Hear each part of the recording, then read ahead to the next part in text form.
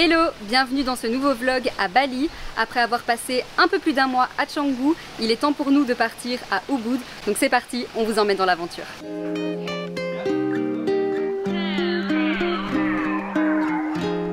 Bon, ça y est, c'est le départ pour Ubud. Là, on vient de commander le taxi. Ce qu'on va faire, c'est qu'on va mettre toutes nos affaires, tous nos bagages, tout ça dans le taxi. Et nous, on va le suivre avec notre scooter. Je crois que ça s'annonce un peu long. Ouais, cette fois-ci, on s'est pas fait avoir, on a mis de la crème solaire pour pas cramer. Ouais, parce que d'habitude, on crame tout le temps en scooter. Et en fait, on pense jamais à mettre de la crème et du coup, ouais, on est cramé. Mais là, on a pris les choses en main. Enfin, c'est parti, hein. Voilà toutes nos affaires, donc 2 grosses valises, les sacs à dos. Et moi, je fais partie des bagages. Les valises cabine. Et Céline, le plus gros bagage.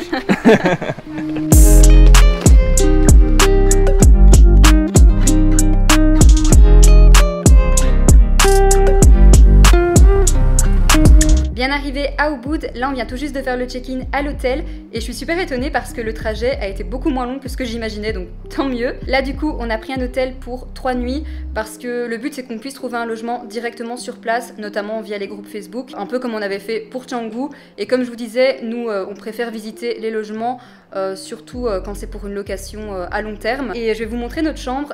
L'hôtel nous est revenu à 30 € la nuit. La chambre est quand même assez grande. Ce qui est un peu dommage, c'est que c'est assez sombre, il n'y a pas beaucoup de lumière.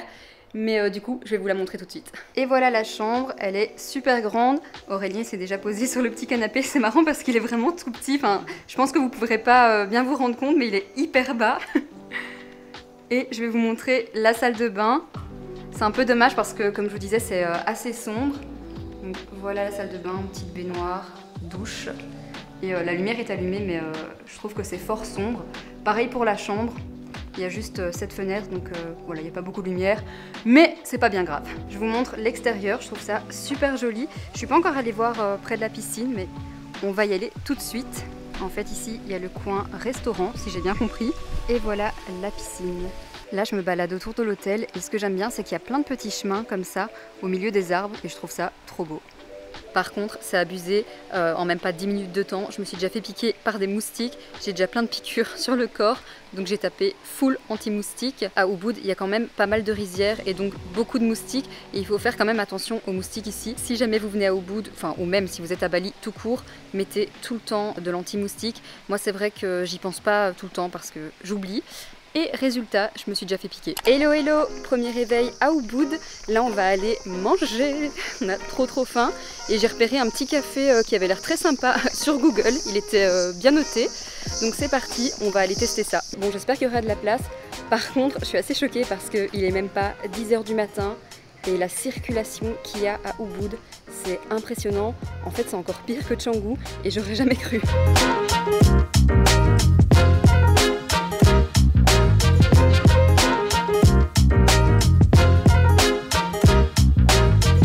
Dans un café qui s'appelle Suka Espresso et comme d'hab, je sais jamais quoi prendre.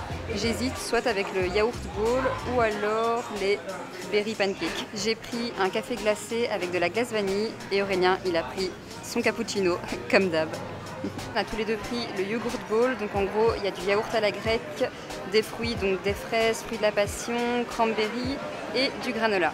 On vient de sortir du café, on est resté presque 2 heures, non ? J'ai pas vu, mais on est resté. Ouais, je pense qu'on est resté un bon moment. Et en fait, on a commencé à regarder pour les logements.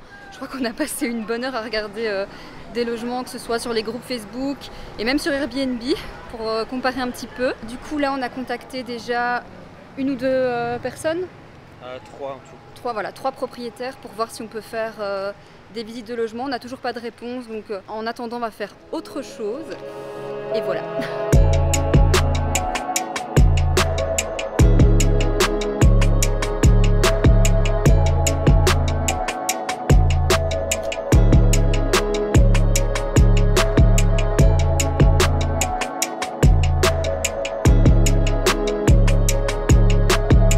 Décidé de faire la Monkey Forest à Ubud. Ouais, je crois que c'est vraiment le truc que je voulais faire absolument en arrivant à Ubud. Vous vous en doutez, il y a des singes partout. Il y a un singe qui a volé un livre, mais je sais pas trop pourquoi tu viens avec un livre ici. Ouais, parce que, ouais, je sais pas. Peut-être que la personne s'est dit bon bah, je vais me poser avec mon petit livre à côté des singes. À côté des singes. Dans la forêt. Ouais, mais du coup Le singe, il a pris le livre, il l'a bien déchiqueté. Ouais, il est foutu le livre. Bon, là-bas, ils sont en train de s'insulter. Une grosse bagarre. Je pensais pas que c'était aussi grand, la Monkey Forest. Et par contre, il faut faire hyper gaffe parce que les singes sont assez vicieux. Il y a plusieurs règles à respecter. La première, c'est ne surtout pas les regarder dans les yeux parce que c'est un peu comme de la provocation. Éviter forcément d'avoir une casquette. Mais bon, Aurélien, il aime bien prendre des risques. Et il y avait quoi d'autre encore? Ah oui, ne pas caresser les bébés parce que du coup, les mères sont... Même s'approcher. Ouais, même s'approcher. Voilà, il faut faire quand même gaffe, mais en tout cas, c'est magnifique.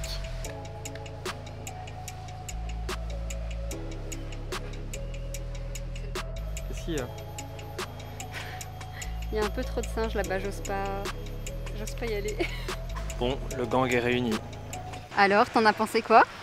C'était vraiment top, je pense que c'est vraiment quelque chose à faire ça à bout. Je suis content qu'on ait commencé par ça. Ouais, par contre il y avait beaucoup de monde. Et il y a beaucoup de Français aussi. Ouais, énormément, beaucoup plus qu'à Canggu. Mais je pense qu'il y a beaucoup plus de touristes de manière générale à Ubud qu'à Canggu, parce qu'il y a plus de choses à voir aussi. Et maintenant nous allons manger.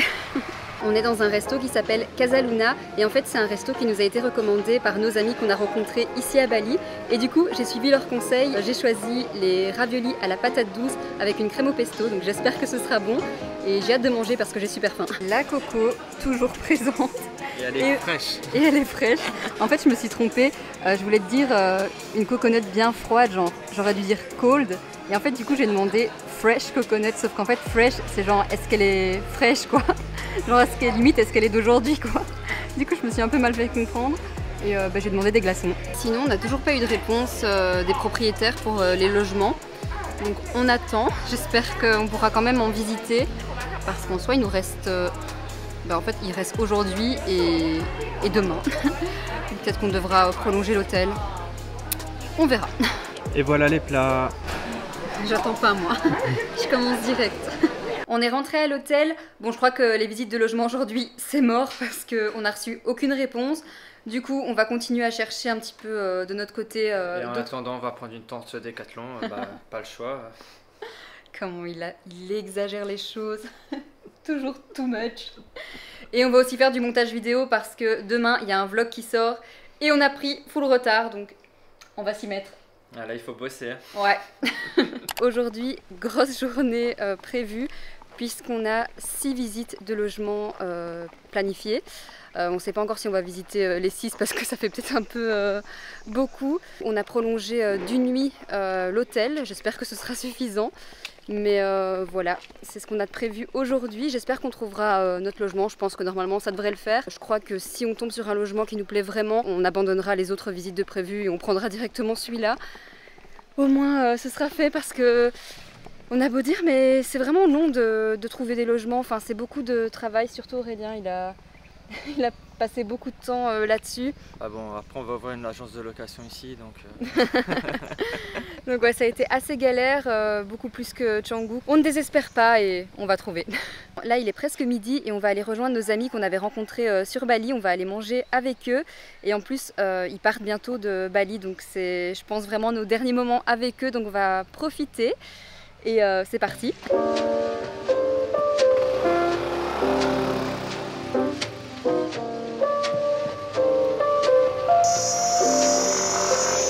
Le GPS vient de nous faire prendre une route super bizarre, enfin, on était en sens unique, on était vraiment les deux seuls en scooter. On était à contresens quoi. Ouais, en contresens. Mais à mon avis je pense qu'il y a certaines cartes qui ne sont pas, sur Google Maps qui ne sont pas mises à jour. Google Maps n'a pas trop l'air à jour en termes, enfin pour ça en tout cas. Bon du coup on avait l'air d'être un peu... Ouais, tout le monde nous regardait. Ouais, les deux touristes à contresens. La carte se présente dans un papier journal, c'est marrant. Par contre ça s'envole, voilà.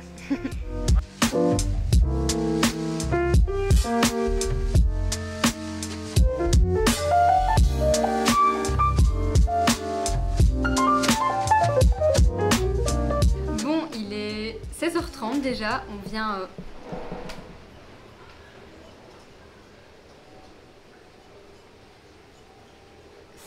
C'est quoi ça?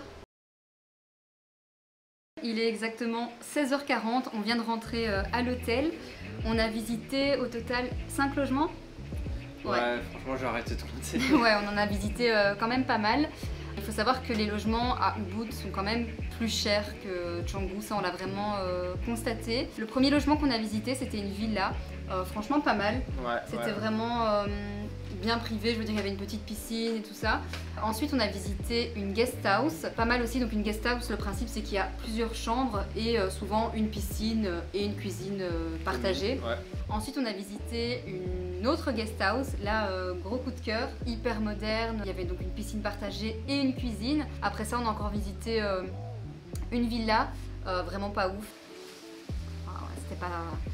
C'était pas bien fini, enfin c'était pas entretenu en fait, donc c'était pas hyper propre, il y avait beaucoup d'humidité, il y avait de la moisissure au plafond, donc clairement on a laissé tomber direct. On hésite vraiment entre la toute première villa qu'on a vue et la guest house pour laquelle on a eu un petit coup de cœur. C'est quand même fatigant de visiter des logements, donc on va prendre notre décision et voilà. Ça y est, nous avons enfin trouvé notre logement pour Ubud. Là on va bientôt quitter l'hôtel. On a déjà sorti toutes nos valises. On est un petit peu plus léger parce qu'on a été déposer notre sac de linge dans une laverie. D'ailleurs, on a regardé un petit peu sur Google et on est tombé sur une laverie qui était pas trop mal notée. Donc on verra, on récupère le linge demain. C'était 20 000 roupies le kilo et on avait 7 kilos. Donc au total, on en a eu... Un peu moins de 10 €. Ouais. C'est quand même moitié prix de ce qu'on payait à Canggu. Sachant qu'on avait vraiment beaucoup cette fois-ci. Ouais, on a un peu traîné pour le linge, on avait vraiment beaucoup accumulé. Et voilà, on est dans notre nouveau logement. On vous avait dit qu'on hésitait entre une villa et une guest house. Finalement, on a opté pour la guest house. C'est pas spécialement le prix qui a fait qu'on s'est finalement décidé à choisir la guest house, même si effectivement ça reste moins cher qu'une villa. C'est plutôt le fait que dans une guest house, t'es plus vite amené à rencontrer des gens, vu qu'il y a plusieurs logements et des espaces communs. Et ça, c'était vraiment un critère hyper important pour nous, vu qu'on aimerait vraiment rencontrer de nouvelles personnes. Comme on avait déjà eu l'expérience d'une guest house à Canggu, on s'est dit pourquoi pas retenter l'expérience à Ubud. Elle est incroyable cette guest house. C'est une sorte de co-living. Il y a un café qui est associé à la guest house et en fait tu peux aller travailler dans le café, tu peux aller te poser pour manger et même le cadre, tout. Enfin franchement moi j'ai vraiment été sous le charme de ce logement. Je crois que c'était au final mon top 1. Je vous montre notre logement. Alors déjà à l'extérieur on a un énorme pouf et ça c'est juste trop bien si tu as envie de te poser. Ensuite, on a la chambre. Alors, on a des grandes baies vitrées en fait. Et ça, je trouve ça hyper bien parce que ça permet d'avoir beaucoup de lumière dans la pièce. Voilà notre chambre. Et je trouve qu'ils ont vraiment le sens du détail parce qu'il y a des petites fleurs comme ça partout. J'adore. Juste à côté du lit, on a le bureau, une TV. Ce qui est bien, c'est qu'on a une bouilloire et je trouve ça hyper pratique. Un frigo. On a même de l'eau, des tasses, du sucre. Je crois qu'il y a même du thé. Donc voilà, trop bien. Ensuite, on a une armoire de rangement. Elle est quand même assez grande, donc ça, c'est top. Il y a même un petit panier à linge. Et enfin, la salle de bain. Alors, je ne sais pas si vous pourrez vraiment bien vous rendre compte, mais elle est énorme. On a une très grande douche à l'italienne. Et encore une fois, il y a vraiment le sens du détail parce qu'on a des petites plantes un peu partout, même dans la chambre. Et encore une fois, une petite fleur. J'adore. Ici, le ménage est effectué tous les jours et on a aussi droit à des réductions dans le café qui est associé à la guest house. Je pense qu'on a droit à 10%, c'est ça ? Ouais, 10% à chaque fois qu'on fait une commande dans le café, donc c'est cool. J'en profite un peu pour vous montrer l'extérieur. Comme vous pouvez voir, il y a quelques logements. Ici, des plus grands comme celui-ci. Donc à l'intérieur, en fait, dans ceux-là, il y a aussi une cuisine et un plus grand bureau, c'est ça ? Ouais, je pense qu'il y a aussi un espace séjour, en fait. C'est vraiment comme une petite maison, en fait. Ouais, donc nous en fait on n'a pas de cuisine dans notre logement, mais on a toujours la cuisine commune qui est en fait jamais utilisée, donc c'est quasiment comme une cuisine privée parce que personne ne vient ici. Et enfin la piscine, bon j'espère que cette fois-ci dans celle-ci on va aller se baigner, pas comme dans l'autre logement. Juste là-bas il y a en fait des tables de ping-pong, enfin il y a un petit peu plein de trucs pour se divertir et juste au-dessus on a une très grande terrasse où il y a une grande table où on peut se poser pour travailler et on a une très jolie vue sur la rizière. Toujours avec son iced coffee. Ça ne change plus. C'est posé à l'extérieur. En fait, en bas du café, il y a une terrasse et il y a plein de petites tables comme ça où on peut se poser. Je viens encore de me faire piquer par un moustique et là, c'est vraiment sur ma main et j'ai rien vu. C'est de pire en pire. J'arrête pas de me faire bouffer ici. Et pourtant, je mets de l'anti-moustique. Donc franchement, là, je comprends pas. Je suis posée dans le Grand Pouf, on est hyper bien installé. Je voulais vous faire part un petit peu de mes premières impressions sur Ubud, vu que ça fait déjà 4-5 jours qu'on est ici, ça passe hyper vite. Première impression, c'est une ville très touristique. C'est vraiment quelque chose que j'ai constaté directement en arrivant. Après, il y a beaucoup plus de choses à visiter à Ubud qu'à Canggu. Même au niveau du trafic sur les routes, c'est assez impressionnant. Je dois dire que c'est encore pire que Canggu. Après, je pense que comme c'est plus touristique, il y a aussi pas mal de touristes qui se déplacent en taxi. Donc automatiquement, il y a beaucoup plus de voitures sur les routes et ça ralentit fortement la circulation. On a même vu des cars. Ça, je dois dire que je m'y attendais tellement pas. J'aurais jamais pensé voir des cars comme ça à Bali. Et ce qu'on a constaté aussi, c'est qu'il y a pas mal de francophones. Ça m'a beaucoup étonnée. J'ai l'impression qu'à chaque coin de rue, j'entends des gens parler français. C'est assez marrant. Sinon, on est très content d'être venu à Ubud. C'est vraiment une ville qu'on avait envie de découvrir après Canggu, même si c'est fort différent. Je pense que Canggu, c'est vraiment le coin des expats où il y a les digital nomades. Et puis Ubud, c'est vraiment la ville touristique, le lieu à découvrir quand tu viens découvrir Bali. Jusqu'à présent, après, je peux pas trop m'avancer parce que voilà, ça fait très peu de temps que je suis à Ubud. Mais je crois que pour l'instant, je préfère quand même Canggu. À voir avec le temps, on a hâte de découvrir Ubud. Je vais commencer à défaire les valises parce que c'est bien beau, elles sont là depuis tout à l'heure, mais ça n'a pas bougé et il va bien falloir les défaire et tout ranger. Donc c'est ce que je vais faire maintenant. Et oula, mes cheveux ne ressemblent absolument plus à rien, c'est pas grave. Du coup, moi je vais clôturer ce vlog juste ici. J'espère qu'il vous aura plu. Si c'est le cas, n'oubliez pas de vous abonner, laisser un like, un commentaire. Et moi, je vous dis à très vite pour de nouvelles vidéos. Bye!